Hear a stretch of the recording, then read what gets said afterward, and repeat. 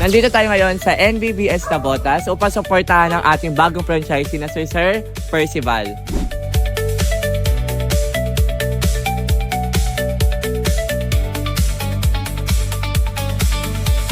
Noong December 25 kasi, nawala lang ng trabaho. Nag-search ako sa Facebook na bigla lumitaw si Dakar. Sabi ko, ito mukhang potential talaga to na mag-grow. Kasi una, tag-init ngayon.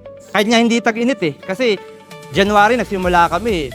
Ang dami na rin bumili sa amin Pero lalo na itong dumaan ng February tsaka March, April, lalo pang lumakas. Sinubukan ko siyang ipwesto diyan sa harap ng bahay namin. Ako diyan, naka 1.3, naka 1.6, yan. Tapos dito, nung lumipat kami dito, another na naman yung mga 2.2. Tapos nung lumipat kami doon sa CMU, nasa 3.5, 4,000. Kaya totally mga 6,000 mahigit. A day ang namin. Tuwan-tuwa nga yung barista ko kasi dati, ang sinasahod niya lang, 200, 300, ngayon 600 na, 500 na. Yung mga oras lang yun. Advantage kasi natin, kaysa tayo pumunta, basta't maraming tao, advantage tayo. Kasi, ulo niyan, nakapwesto ka nga, tapos, kikitayo mo lang, 5 cups, 10 cups. Dito, kapag mahina ka, pwede kang lumipat sa ganito. Sabihin, mapipili mo yung choice na maraming tao talaga.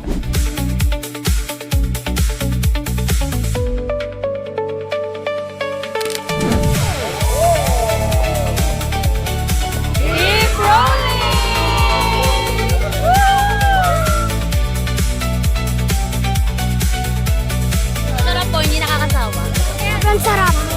Sarap.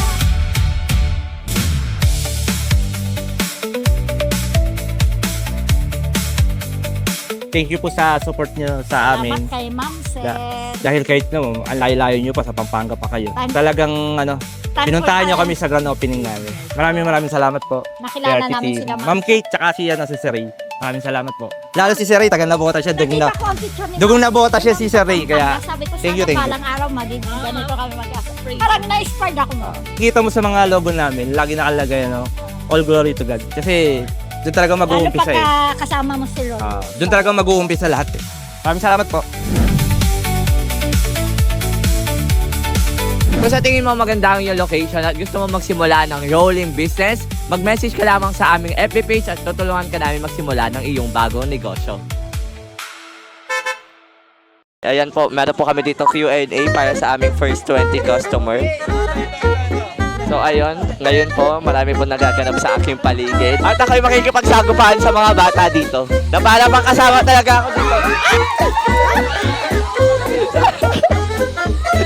Ayan, nakakuha pati nanay kasama.